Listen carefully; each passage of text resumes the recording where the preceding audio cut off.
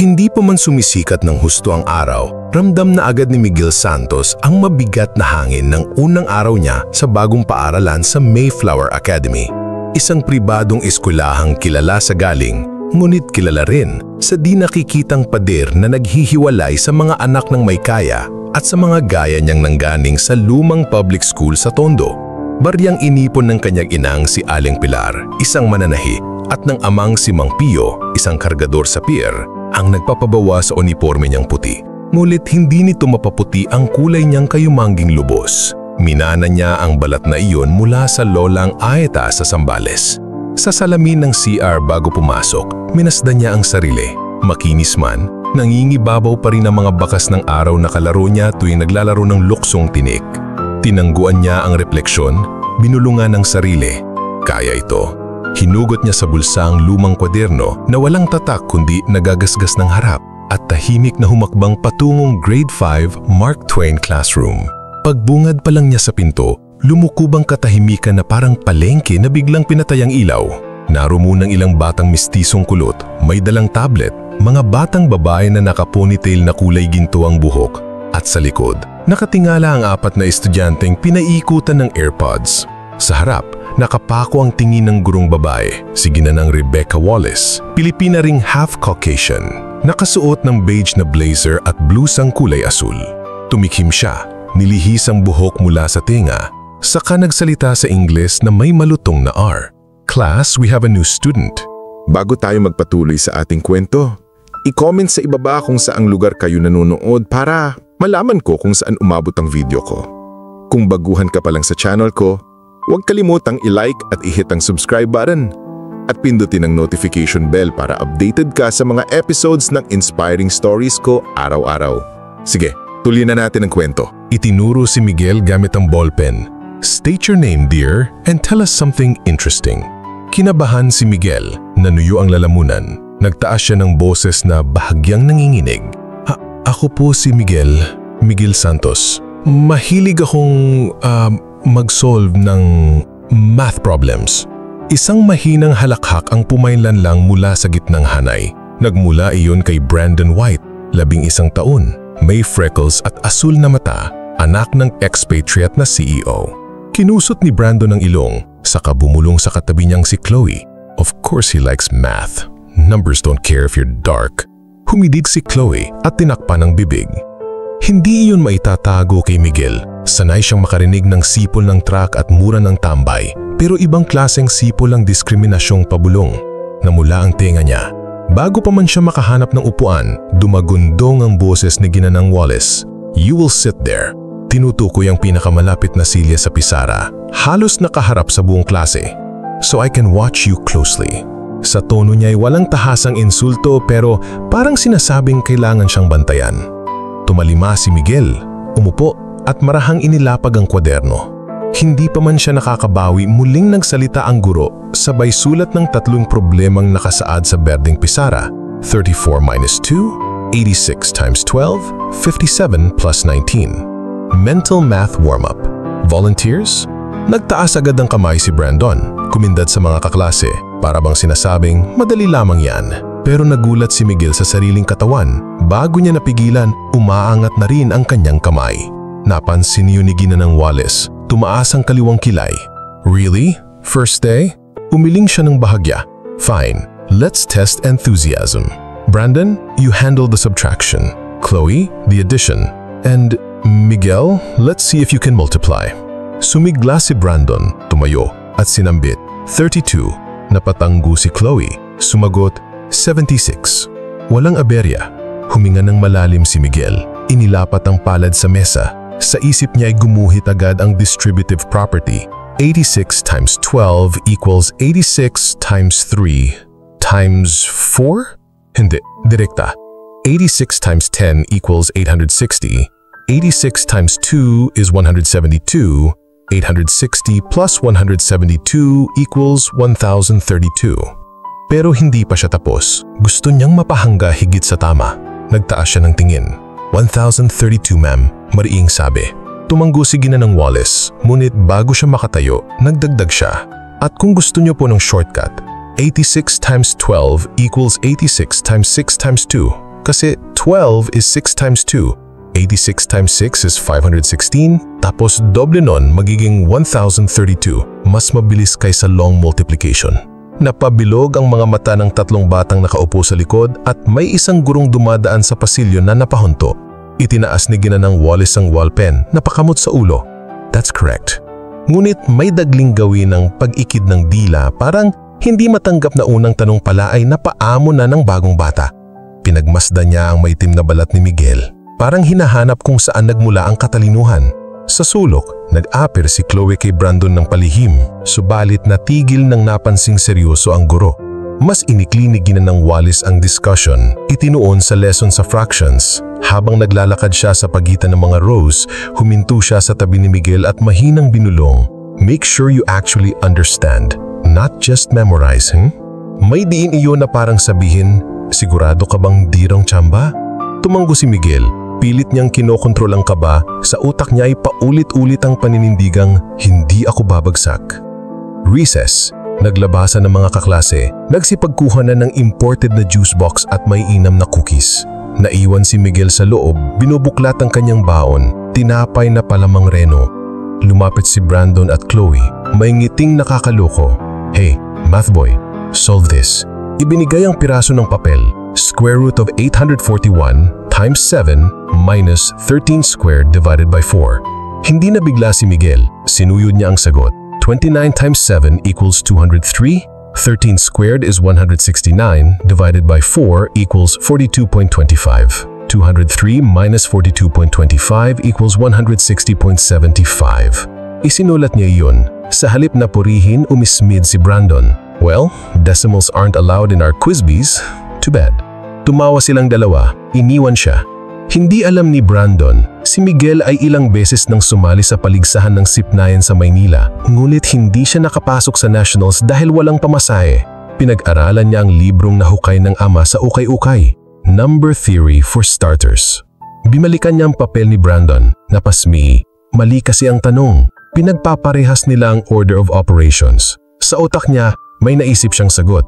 Kung susundin ang PEMDAS ng tama, dapat ang 13 squared divided by 4 muna bago ibamas. Ibig sabihin, tama siya. Napansin niya, hindi niya kailangang patunayan sa kanila. Sapat nang alam niyang, tama ako. Hapon. Oras ng mathematics seatwork. Namahagi si Gining Wallace lang papel na puno ng mga fraction, decimal at word problem. Binilinan, work silently, 20 minutes. Kapag nakatapos, dapat ipasa sa harap. Nagkaluskusan ng lapis. Si Miguel, imbis magsulat agad, tumitig muna sa bawat problema, parang binabasa sa utak ang buong papel. Pagkaraan ng 5 minuto, nagsimulang gumalaw ang kamay niya. Mabilis, gulit matino. Si Brandon sumulyap, kitang-kita ang pag-uunahan.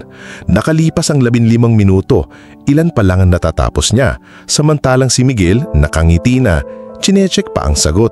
Tinawag ni Gining Wallace, "First to finish?" Umangat ang kamay ni Miguel. Lumapit, inabot ang papel. Nagkunot-noo ang guro, tinignan ng orasan. "We'll see," malam niyang sabi parang nagbabanta.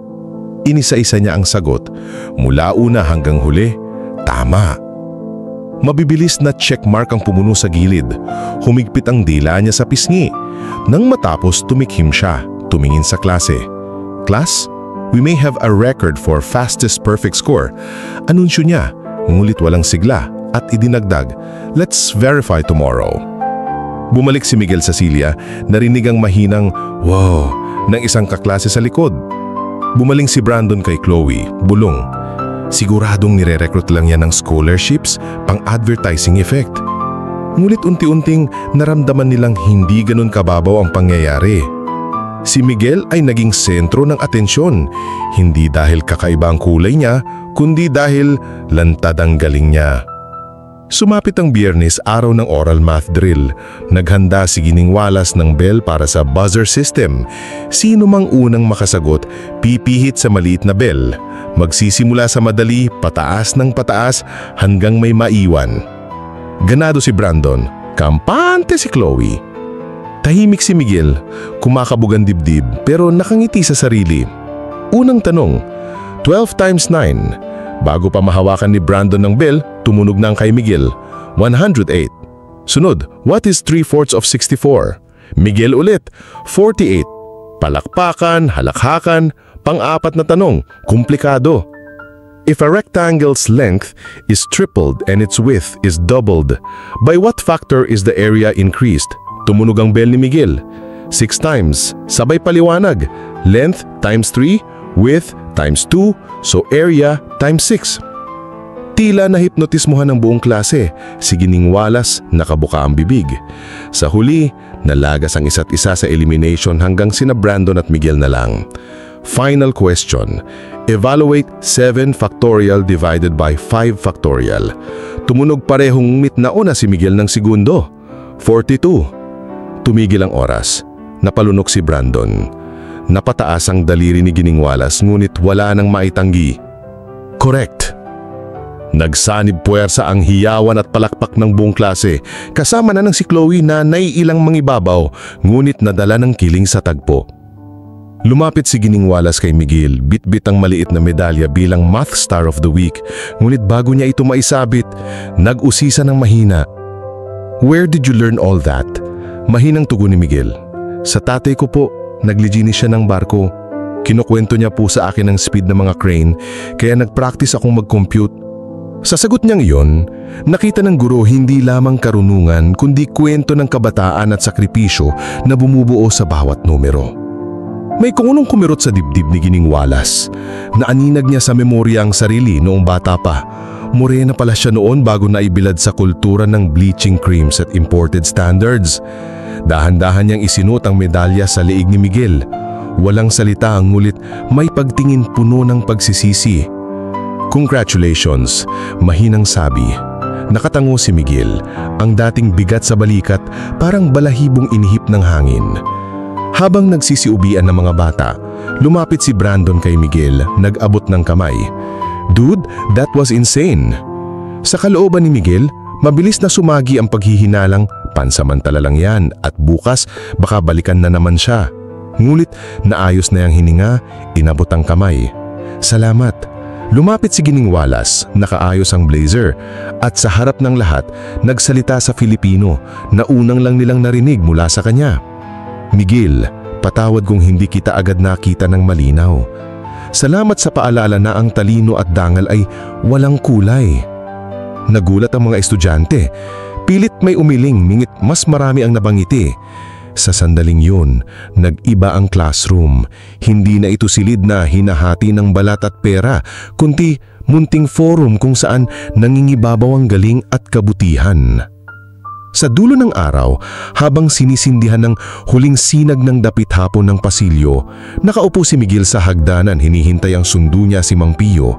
Pawisan mula sa pwesto sa pier. Hawak niya ang medalya, iniikot-ikot sa daliri. Kumikislap sa liwanag. Dumating ang ama, nakasuot pa ng lumang jersey. At nang makita ang anak, napalitan ng ningning ang pagod. Inilagay ni Miguel ang medalya sa liig ng ama. Tay, sa inyo to. Umiling si Mang Pio, pinisilang balikat ng anak.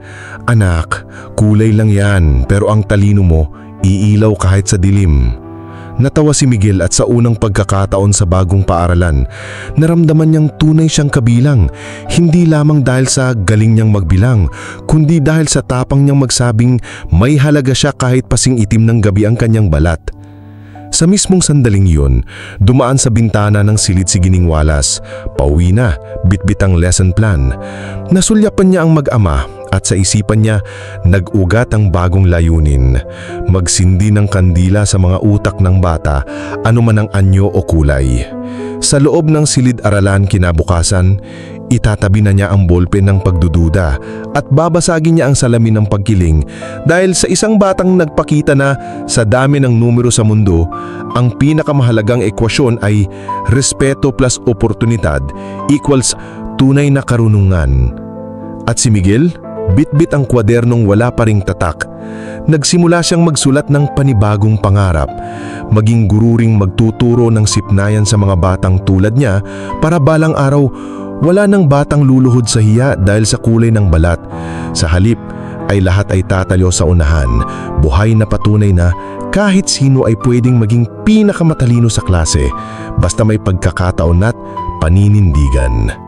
At dito nagtatapos ang ating kwento. Nagustuhan mo ba ang ating kwento? May aral ka bang napulot? I-comment sa ibaba. Kung na-enjoy mo ang kwento natin ngayon, i-hit ang like button at huwag kalimutang mag-subscribe. Ang suporta nyo ay ang inspirasyon ko. Kita-kits bukas ng umaga, kaya stay tuned!